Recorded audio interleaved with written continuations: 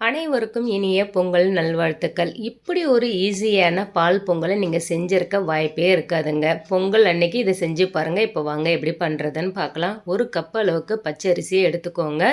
தண்ணியில் நல்லா ஒரு அரை மணி நேரம் வரைக்கும் ஊற போட்டு எடுத்துக்கோங்க. இதை ஒரு குக்கரில் சேர்த்துக்கலாம். கூடவே கொஞ்சமாக உப்பு சேர்த்துக்கோங்க. 2 கப் அளவுக்கு திக்கான பால் எடுத்துக்கோங்க. 3 கப் அளவுக்கு தண்ணி சேர்த்துக்கோங்க. மொத்தம் 5 கப் அளவுக்கு நான் எடுத்திருக்கேன்.